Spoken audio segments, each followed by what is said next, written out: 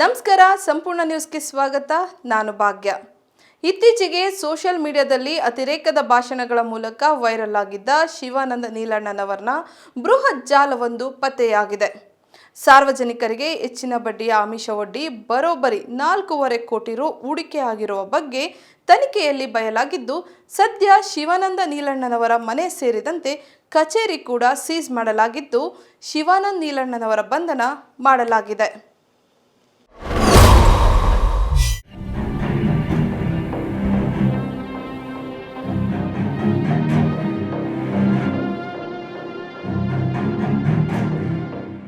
ಬೆಳಗಾವಿಯಲ್ಲಿ ಭಾರೀ ಸಂಚಲನ ಮೂಡಿಸಿರುವ ಹಣಕಾಸು ವಂಚನೆ ಪ್ರಕರಣಕ್ಕೆ ಸಂಬಂಧಿಸಿದಂತೆ ಶಿವಂ ಅಸೋಸಿಯೇಟ್ಸ್ ಮಾಲೀಕ ಶಿವಾನಂದ ನೀಲಣ್ಣನವರನ್ನ ಪೊಲೀಸರು ಬಂಧಿಸಿದ್ದಾರೆ. ಸಹಕಾರ ಹಾಗೂ ಹಣಕಾಸು ನಿಯಮಗಳನ್ನು ಉಲ್ಲಂಘಿಸಿ ಸಾವಿರಾರು ಜನರಿಂದ ಕೋಟ್ಯಾಂತರ ರೂಪಾಯಿ ಸಂಗ್ರಹಿಸಿದ ಆರೋಪದಡಿ ಮಾಳಮಾರುತಿ ಪೊಲೀಸ್ ಠಾಣೆಯಲ್ಲಿ ಪ್ರಕರಣ ದಾಖಲಾಗಿತ್ತು. ಮಾಜಿ ಸೈನಿಕರು ಹಾಗೂ ಸಾರ್ವಜನಿಕರ ಕೋಟ್ಯಾಂತರ ಹಣ ದುರುಪಯೋಗವಾಗಿರುವ ಗಂಭೀರ ಆರೋಪ ಕೇಳಿಬಂದಿದೆ. ಶಿವಂ ಅಸೋಸಿಯೇಟ್ಸ್ ಸಂಸ್ಥೆಯ ಮಾಲೀಕ ಶಿವಾನಂದ ನೀಲಣ್ಣನವರೆಂಬಾತ ಯಾವುದೇ ನಿಯಮಗಳನ್ನು ಪಾಲಿಸದೆ ಸಾರ್ವಜನಿಕರಿಗೆ ಹೆಚ್ಚಿನ ಬಡ್ಡಿಯ ಆಮಿಷವೊಡ್ಡಿ ಬರೋಬ್ಬರಿ 40 ರಿಂದ 45 ಸಾವಿರ ಜನರಿಂದ ಅಂದಾಜು 4.5 ಕೋಟಿ ರು ಹೂಡಿಕೆ ಮಾಡಿಸಿಕೊಂಡಿರುವುದು ಪ್ರಾಥಮಿಕ ತನಿಖೆಯಲ್ಲಿ ಬಯಲಾಗಿದ್ದು, ಸದ್ಯ ಶಿವಾನಂದ ನೀಲಣ್ಣನವರ ಮನೆ ಸೇರಿದಂತೆ ಕಚೇರಿ ಕೂಡ ಸೀಸ್ ಮಾಡಲಾಗಿದ್ದು, ಸದ್ಯ ಪೊಲೀಸರು ಆತನನ್ನು ಬಂಧಿಸಿದ್ದಾರೆ.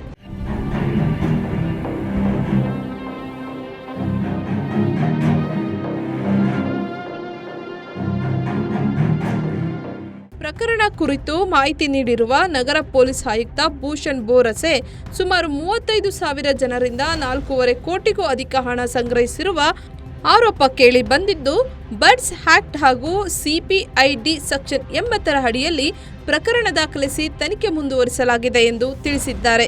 ಶಿವಂ ಅಸೋಸಿಯೇಟ್ಸ್ನ ಸಂಪೂರ್ಣ ವ್ಯವಹಾರ ಆನ್ಲೈನ್ ಮೂಲಕ ನಡೆಯುತ್ತಿತ್ತು ಎಂದು ತನಿಖೆಗಳಲ್ಲಿ ಬೆಳಕಿಗೆ ಬಂದಿದೆ. ಹೂಡಿಕೆದಾರರಿಗೆ ಹೆಚ್ಚಿನ ಲಾಭದ ಭರವಸೆ ನೀಡಿ ಭಾರೀ ಪ್ರಮಾಣದ ಹಣ ಸಂಗ್ರಹಿಸಲಾಗಿತ್ತು ಎಂಬ ಆರೋಪವು ಕೇಳಿಬಂದಿದೆ. ಶ್ರೀ ಶ್ರವಣ್ ನಾಯಕ್ ಶಿವಂ ಅಸೋಸಿಯೇಟ್ಸ್ ಬಗ್ಗೆ ಒಂದು ಎನ್ಕ್ವೈರಿ ನಡೆಸಿದ್ದಾರೆ. ಆ ಎನ್ಕ್ವೈರಿ ಆಧಾರದ ಮೇಲೆ ಇವತ್ತು ಸಂಜೆಗೆ ಒಂದು ದೂರು ನಮ್ಮ ಮಾಳಮಾರುತಿ ಪೊಲೀಸ್ ಠಾಣೆಯಲ್ಲಿ ಸಿಕ್ಕಿದೆ. ಸಿಕ್ಕಿದ ಎವಿಡೆನ್ಸ್ ಆಧಾರದ ಮೇಲೆ ಶಿವಂ ಅಸೋಸಿಯೇಟ್ಸ್ದು ಪ್ರೊಪ್ರೈಟರ್ ಅವನಿಗೆ ದಸ್ತಗಿರಿ ಮಾಡಲಾಗಿದೆ, ಸೆಕ್ಯೂರ್ ಮಾಡಲಾಗಿದೆ.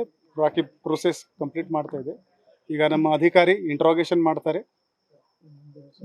ಪ್ರಿಲಿಮಿನರಿ ಎಸ್ಟಿಮೇಟ್ನಲ್ಲಿ 35,000 ಜನರಿಂದ ದುಡ್ಡು ತಗೊಂಡಿದ್ದಾನೆ. ಈಗ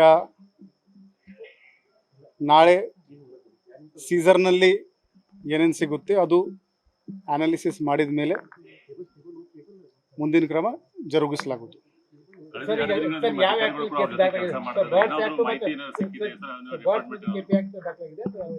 ಈ ಕೇಸ್ KPID ಆಕ್ಟ್ ಸೆಕ್ಷನ್ ಮತ್ತು ಬರ್ಡ್ಸ್ ಆಕ್ಟ್ ಸೆಕ್ಷನ್ ಪ್ರಕಾರ ದಾಖಲಾಗಿದೆ.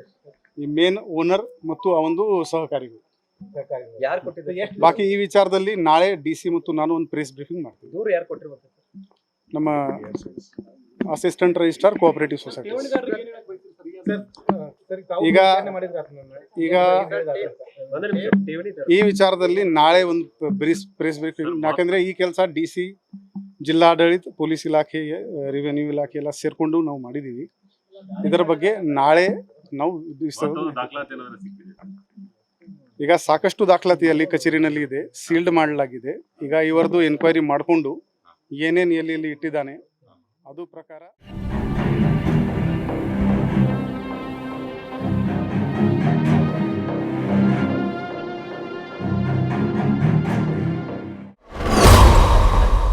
ಇದಾಗಿತ್ತು ಈ ಕ್ಷಣದ ಸುದ್ದಿ. ನಿರಂತರ ಸುದ್ದಿಗಾಗಿ ನೋಡ್ತಾ ಇರಿ ಸಂಪೂರ್ಣ ನ್ಯೂಸ್. ಇದು ನೊಂದವರ ಧ್ವನಿ.